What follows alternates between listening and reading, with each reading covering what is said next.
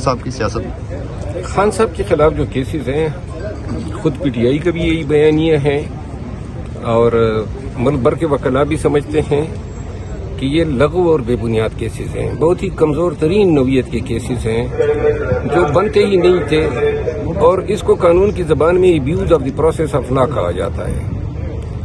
طریقہ کار جو ہے ہمارے مخالفین کا کامیاب جا رہا ہے، وہ اس طرح کہ بے بنیاد اور لغو کیسز میں ملزم کی رہائی جو ہے وہ جلد سے جلد ہونی چاہیے، اور ان کی کارستانی یا ان کا طریقہ کار یہ ہے کہ وہ خان کی قید و بند کو جو ہے طوالت دینا چاہتے ہیں، اور اس میں یہ کامیاب جا رہے ہیں۔ اب 200 کے لگ بھگ کیسز میں اگر ہم خان کی بریتوں پہ خوشیاں منانا شروع کر دیں تو یہ تو بریتیں آتی جائیں گی اور وقت ضائع ہوتا جائے گا۔ یہ سائفر کیس ابتدا سے ہم کہہ رہے تھے کہ یہ سائفر کیس جو ہے ایک ڈکوسلہ ہے، اور اسی طرح عیدت کا کیس ہے، اور اس طرح دیگر اور کیسز جن میں خان صاحب جو ہے ٹرائل فیس کر رہے ہیں یا اپیلیں ان کی زیر سماعت ہے۔ میں یہ سمجھتا ہوں سن 74 میں 1974 میں مولانا عبدالستار نیازی صاحب جو ہیں وہ ان کے خلاف اس طرح بہترے کیسز بنائے گئے تھے، اور پھر وہ گئے ہائی کورٹ میں، لاہور ہائی کورٹ میں، اور ایک کیس میں چٹتے تھے، دوسرے میں گرفتار ہوتے تھے، جس طرح سنم جاوید صاحبہ کے ساتھ ہو رہا ہے۔ بلکہ میں آپ کو مثال دوں، شہریار افریدی صاحب کے ساتھ یہ ہو رہا تھا، شاندانہ صاحبہ کے ساتھ اور علی محمد خان کے ساتھ۔ تو جب شہریار افریدی کی 34 کیسز میں میں نے بیل کرائی اور یہ 34 دفعہ گرفتار ہوئے تو میں تک گیا، تو بابر ستار صاحب کے سامنے کیس ہے، اور میں نے کہا یہ رہا کب ہوگا؟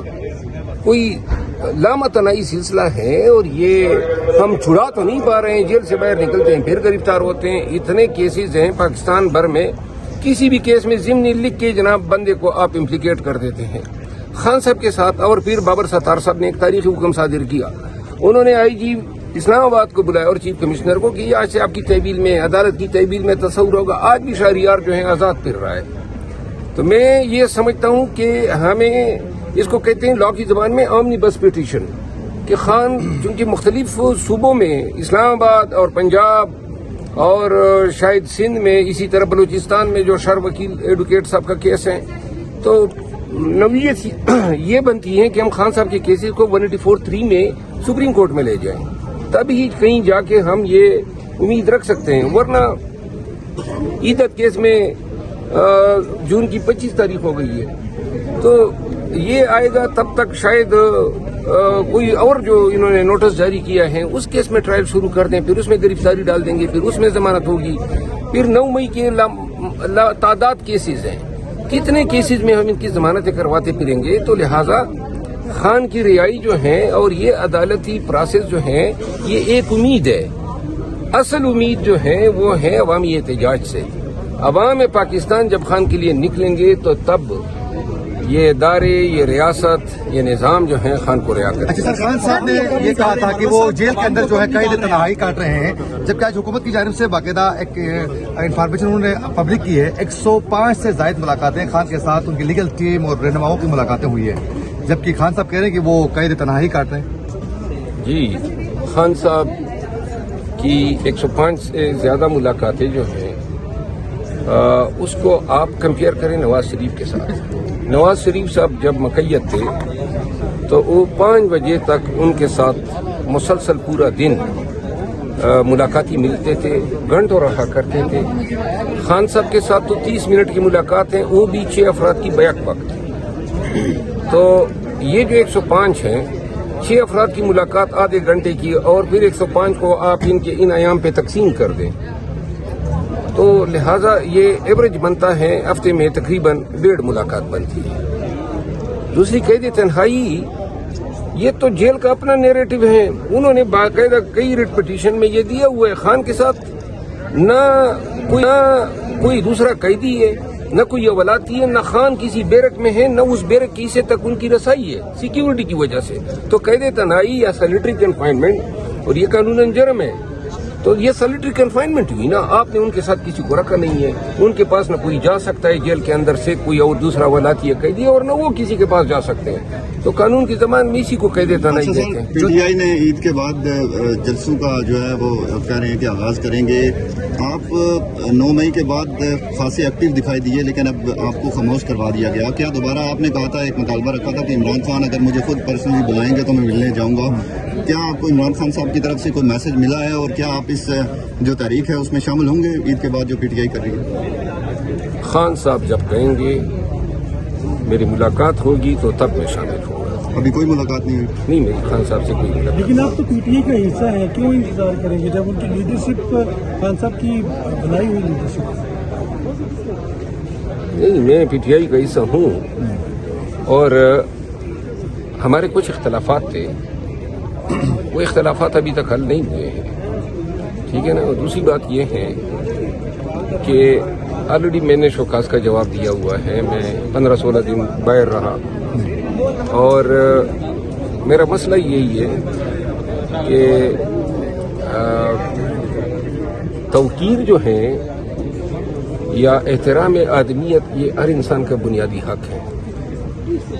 کوئی ہم نے تنخواہیں نہیں مانگی ہے اور نہ کوئی مطالبے کیے ہیں، لیکن پارٹی کے اندر بے عزتی کا احساس اگر ہو تو پھر آدمی کا یہ دل نہیں کرتا ہے کہ بے توقیری کے ساتھ جو ہے جیا جائے. میں نے صرف یہی تو تقاضا کیا ہے کہ پارٹی کے اندر اور پارٹی کے باہر تعظیم جو ہے وہ ہر ایک پارٹی رکن کا حق ہے. اور میرا خیال ہے اس حوالے سے ہر انسان، حضرت علامہ اقبال کا شعر ہے نا، غیرت ہے بڑی چیز جہاں نے تگدو میں، تو یہ چیز، یہ مسئلہ میرا ہے. آپ اس کو نفسیاتی مسئلہ کہیں. خان خود آپ کو بلائیں گے یا پھر خان سے ملاقات کے لیے آپ منتظر ہیں؟ نہیں، میرے کیونکہ آپ ناراض ہیں، ان کو کیا پتا کہ آپ ناراض ہیں یا ملاقات کرنا چاہتے ہیں؟ جب ناراض تو میں نہیں ہوں. دیکھیں، میں بار بار کہہ چکا ہوں، ناراض میں خان صاحب سے نہیں ہو سکتا ہوں، لیکن خان صاحب کی طرف سے جن فیصلوں کا اعلان کیا گیا، جس انداز میں کیا گیا، اس سے مجھے بڑا دکھ ہوا ہے، بہت تکلیف مجھے پہنچی ہے.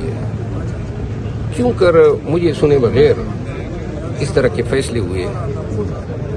اور میں پارٹی میں ایک ہی فریضہ انجام دیتا آیا ہوں اور وہ ہے احتجاج کا. باقی میں نے پارٹی کی کسی کارروائی میں، کسی پروسیڈنگ میں، کسی دوسرے آرگنائزیشنل میٹر میں میرا کوئی رول ہی نہیں رہا ہے. اب 9 مئی 2023 کے بعد سے لے کر دیکھیں تو میرا بس یہی کردار ہے، احتجاج، ریلی، پروٹیسٹ.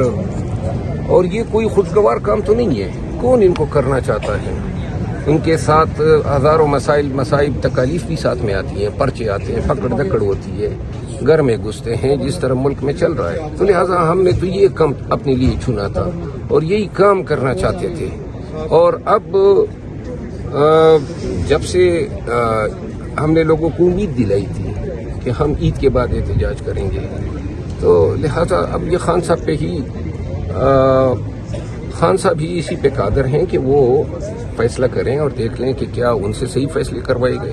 اب سے کچھ دیر پہلے یہاں آصف کیسر صاحب سے ہم نے ان کے چیمبر میں جب ہم نے بات کی تو ان کا یہ کہنا تھا کہ عید کے بعد جو ہے ہم حکومت کو بڑا ٹف ٹائم دیں گے اور اس کے لیے ہماری پارٹی متحرک ہے. تو اگر آپ نہیں ہوں گے تو کارکن اس طریقے سے چار شو سے باہر نکلیں گے؟ میں ہوں گا، بار بار کہہ چکا ہوں، تب ہوں گا جب خان کہے گا. اچھا سر، ورنہ میں نہیں ہوں گا. آخری سر سوال میری طرف سے کہ ایک بار پھر جو پاکستان تحریک انصاف کے کچھ لوگ ہیں ان کے اوپر علی امین ڈاپور سمیت دیگر لوگوں کے اوپر انگلیاں اٹھ رہی ہیں کہ وہ اسٹیبلشمنٹ کے مورے ہیں اور مائنس عمران خان فارمولے پہ کام کر رہے ہیں، تو اس پہ کیا کامنٹ کریں گے آپ؟ علی امین خان بیچارے کو تو ابھی تک اپنی مرضی کا چیف سیکرٹری اور آئی جی نہیں دیا ہے، تو حکومت وہ کس چیز کے ساتھ چلائے گا؟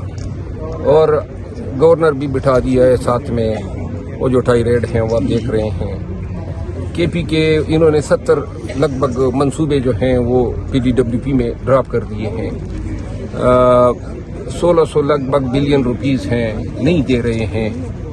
ہائیڈل نیٹ میں جو لون ہیں یا ڈیپٹ ہیں مرکز پہ، تو کے پی کی حکومت یا علی امین خان کی حکومت کو چلانے نہیں دیا جا رہا ہے. حکومت اپنی پالیسیاں، اپنی گورننس کس طرح جو ہے وہ امپلیمنٹ کرے گی اگر صوبے کے 2 کلیدی افسران جو ہیں وہ مرکز کی بٹھائے ہوئے ہو اب یہ ہو سکتا ہے کہ وہی آئی جی جس نے دڑن تختہ کر دیا تھا کے پی میں پاکستان تحریک انصاف کا، وہ ابھی تک براجمان ہے، اور اسی طرح وہی چیف سیکرٹری جو ہمارے خلاف روزانہ اس کے احکام کے تحت ڈی سی اور کمشنر 3 MP اور 16 MP کے آرڈر کرتے تھے، وہی بیٹھے ہوئے ہیں۔ تو اس سے ہی اندازہ ہونا چاہیے علی امین خان نے 3 جو ہے چیف سیکرٹریز کے نام دیے تھے، ہیلی بہانوں سے ابھی تک ٹالتے آ رہے ہیں۔ آگے سے شرجیل انعام میمن، اس کی آپ نے بیان سنا ہوگا، دھمکیاں دے رہے وہاں سے سندھ میں بیٹھا ہوا، ان کا کیا کام ہے کہ وزیر اعلیٰ کے پی کو جو ہے اس طریقے سے دھمکیاں دے؟ اور یہ دھمکیاں جب سے ہم سن رہے ہیں گورنر راج لگے گا، ایک ہی صوبے میں حکومت چھوڑ دی، پنجاب کی لے گئے، مرکز کی لے گئے، اب جدھر چھوڑ دی ہے وہاں پہ آپ نے گورنر راج لگانے کی دھمکیاں جو ہیں شروع کی ہوئی ہے۔ اس سے کیا پیغام ہوگا؟ ملک میں کون سی جمہوریت پروان چڑھے گی؟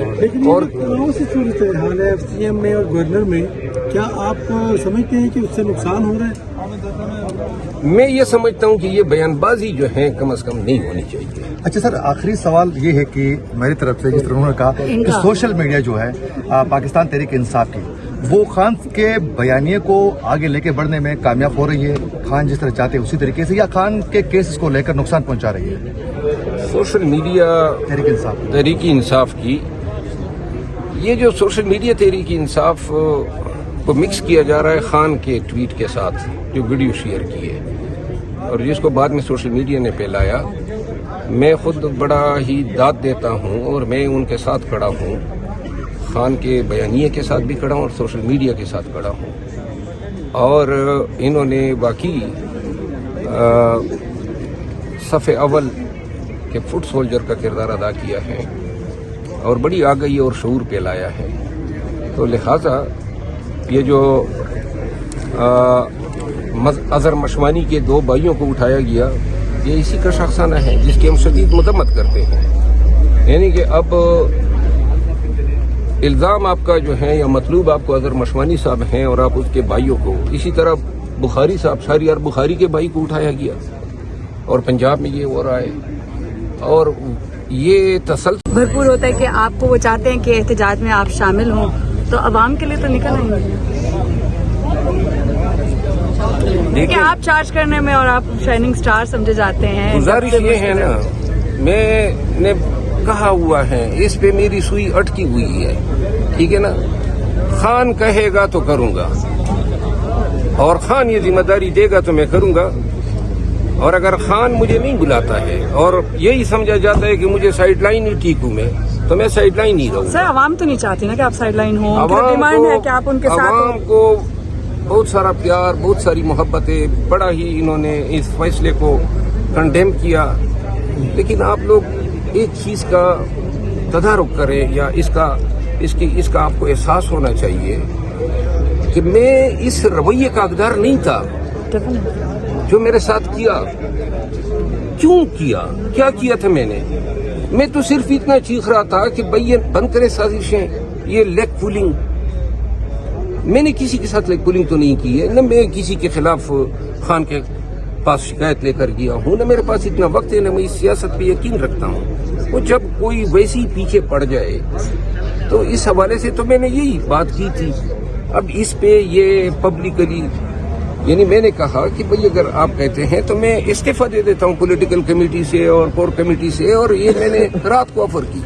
شام کو، اسی شام کو میڈیا میں خبریں چل رہی تھی کہ جی ان کو نکال دیا، تو مجھے ادراک ہو گیا کہ یہ کچھ ٹچڑی پک رہی ہے، تو میں نے کہا میں ریزائن کرتا ہوں، اور ریزائن قبول نہیں کیا صبح جی کہ نکال دے، یہ بے توقیری ہے۔ پھر میرا بھائی جو تھا وہ کے پی میں special assistant to C M, resign بھیجا، انہوں نے کہا نہیں ڈی نوٹیفائی کر دے۔ پھر پبلک اکاؤنٹ کمیٹی والا مسئلہ تھا، یہ کیوں اس طرح ہوا؟ آخر میں اتنی بے توقیری کا حقدار تو نہیں تھا، تو ابھی بھی آپ چاہتے ہیں کہ یہ ساری بے توقیری بھول کے آپ کے بھائی کا معاملہ کیا ہوا؟ صاحب اگر آپ ڈائس پر آ جائیں، باقی دوستوں کی مسنگ پڑ جائے، आपकी बड़ी इंपॉर्टेंट बात है प्लीज अगर इस पर आप वो डेलीब्रेट नहीं करना चाह रहे हैं। बाकी सबकी मिसिंग पॉइंट सर ये बताइए कि ये बहस चल रही है कि अहमदुर्रहमान जो कमीशन रिपोर्ट है उसको पब्लिक करना चाहिए। उसमें तो मेरा ख्याल है मैं इनके साथ ही यूट्यूबर से हमारी मोहब्बत कुछ ज्यादा ही है हाँ? और मैं बड़ी अहम है सर। नहीं यार अहम है या जो भी है नहीं सर, पब्लिक आपके साथ है और सर ये जो लोग अगर आपको इस तरह से करना चाह रहे हैं तो ये तो अगर आप उनको इस तरह से करेंगे तो वो तो खुश होंगे। तो मैं तो कहती हूँ इग्नोर देम एंड मूव। जो आप कर रहे हैं करें, खान आपके साथ है, आप खान के साथ हैं, गो ऑन। हमारे पश्तो में एक कहावत है कि प्याज भी खूब पनियाज भी प्याज भी खिलाओ ना तो थोड़ा जरा इज्जत से दो। तो सर छोड़े बाकी आपको चलें, जो आप शुक्रिया लोग जी। बच्चे ये नहीं छोड़ा जा सकता है आप खान के साथ और आप ये नहीं छोड़ा जा सकता है। डायरेक्ट बाकियों को समझ गए ना कि तब्दीली के साथ कोई नहीं जी सकता।